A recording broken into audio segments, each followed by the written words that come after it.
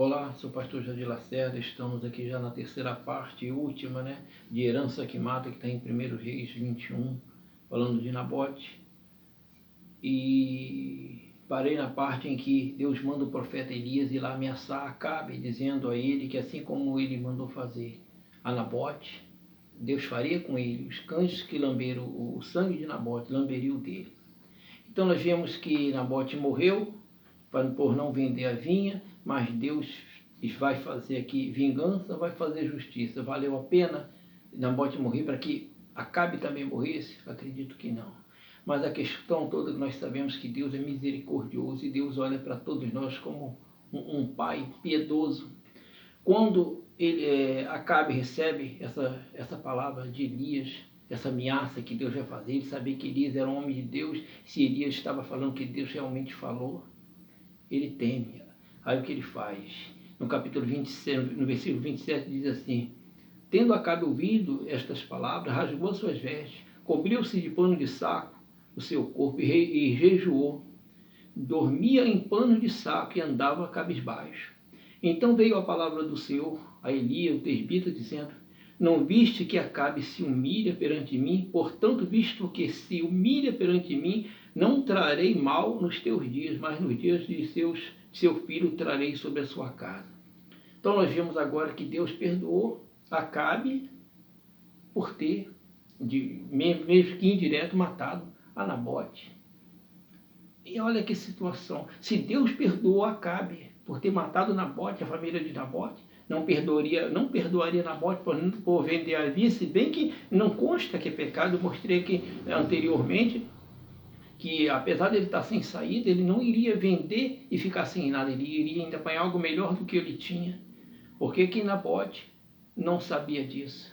Sabia, mas não tinha força para tomar decisão por conta de emoção. É o que prejudica muitas pessoas hoje. Então nós vemos que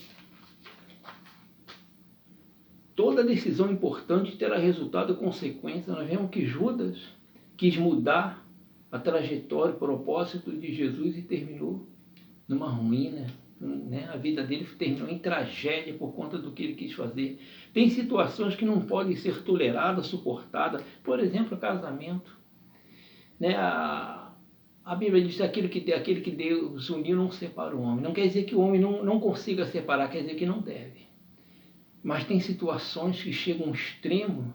Eu já conheci muita gente que vive doida que o seu cônjuge morre para poder ter direito na lei de Deus para casar de novo. Jezabel usou a lei de Deus para condenar Nabote. Tem gente que, mas só separa por adultério. Pega um dicionário e procura ver sinônimos de adultério. O que é adultério? Prometeu no casamento, honrar, respeitar, amar, cuidar. Aí já está batendo, maltratando, já adulterou. Isso é um adultério. Se você comprar um carro zero e trocar, por exemplo, as rodas, tirar as rodas de ferro e botar de alumínio, perde a garantia do carro. Já adulterou o carro. Isso é adultério. É quando você não cumpre aquilo que tratou, aquilo que foi levado à certidão, a documento, você não cumpre a tua palavra. Isso é adultério. Maltratar, humilhar, espancar, isso é adultério. Aí a terceira pessoa no relacionamento é só consequências. Entendeu? Então, eu estou falando, estou pregando que separe, não. Eu estou falando que tem coisas que não tem mais jeito. Tem coisas que encher o coração de desejo que a pessoa morre para então ficar livre, vai para o céu dessa forma, coração amargurado, cheio de ódio, cheio de revolta. Como que fica a situação? Criação de filhos. Cria filho, olha as consequências.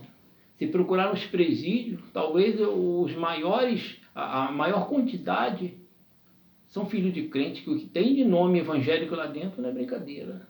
Porque cria filho empurrando com a barriga. Criança já é dona de si, faz o que quer. Aí quando está grande, está ameaçado de morte, já não tem mais jeito para fazer nada. Muitas das vezes não consegue se salvar e se perde por aí por conta da negligência dos pais. Isso também não é adultério? Não é obrigação dos pais cuidar, ensinar os filhos? A Bíblia ensina no caminho que deve andar. Mas fica cada um por um caminho, para um lado, outro para o outro. Isso também não é adultério? Família, criação de filho, vida com Deus.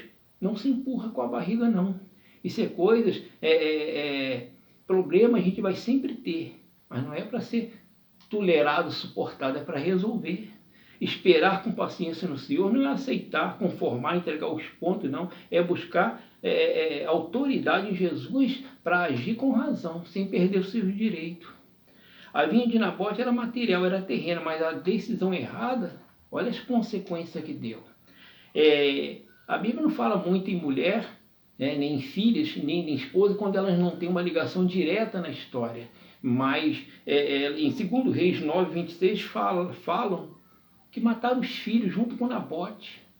E a intenção de Acabe e de Jezabel era não deixar herdeiro, então a família toda, se ele tinha esposa, morreram, se tinha parente mais próximo, morreu todo mundo, para ninguém herdar, para Nabote ficar completamente livre daquilo ali.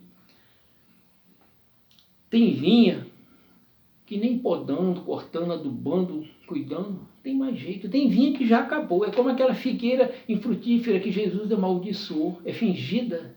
Tem vinha que não tem mais jeito. E tem situações que a pessoa está esperando que nunca vai a lugar nenhum.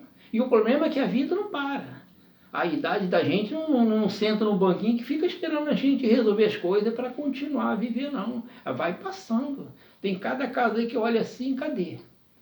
Perdeu anos de vida esperando que ele mudasse, que ela mudasse, e nunca eles pretenderam mudar.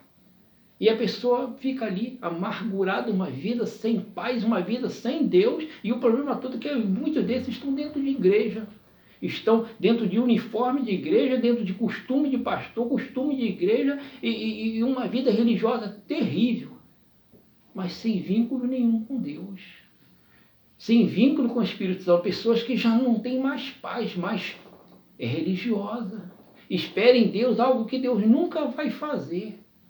Porque Deus quer que a pessoa seja espontânea, que a pessoa seja verdadeira, que a pessoa fale o que sinta e reage, e não aceita, não se acovarda, não se acomoda. Interessante que às vezes a gente vê, você vê outras pessoas chegaram ontem na igreja, as coisas já estão acontecendo, a mudança está acontecendo, todo mundo está vendo a transformação na família. E tem pessoas atracadas há anos dentro de igreja e nada muda, a não ser para pior.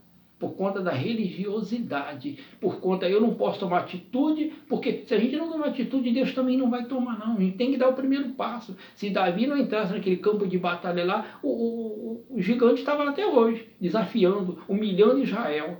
Tem que tomar atitude. Nabote tomou atitude errada, condenou a família dele todinha à morte. Isso é atitude louca. E tem muita gente pregando, não venda a vinha, não venda a vinha. Seu casamento, às vezes, é uma vinha que não vale a pena lutar por ele mais não. Seus filhos, a polícia prende, tu paga advogado e solta. Não seria melhor deixar lá? Já é um reincidente demais, a situação já não tem mais jeito. Será que lá está mais protegido do que solto? Não será que é bom deixar ele andar com as próprias pernas? Deixar ele aprender? Vai carregar ele nas costas até quando? Já casou, tem filho, vai continuar carregando nas costas? Vai continuar trabalhando que nem um louco, uma louca, para sustentar barbado? Não é porque está numa dificuldade, é porque não quer nada com a vida, mas todo ano tem um filho. Como é que fica a sua vida? Tu virou escravo dos seus filhos, escravo do marido, escravo da mulher, não tem mais vida própria, acha que Deus quer isso, acha que Deus se agrada dessa situação, não toma atitude, vai esperar que Deus tome, Deus também não vai tomar.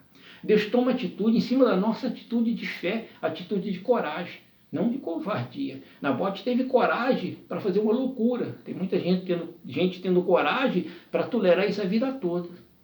E quando, enfim, aquela pessoa que está tribulando a vida toda, quando a pessoa que sofre não morre primeiro, ela morre quando a outra já não tem mais nada para viver da vida. Reflita bem, busque conselhos dentro da palavra de Deus, abra, tira a religiosidade, entenda a palavra conforme ela é, e Deus vai te dar uma direção. E Deus vem te abençoar em nome de Jesus.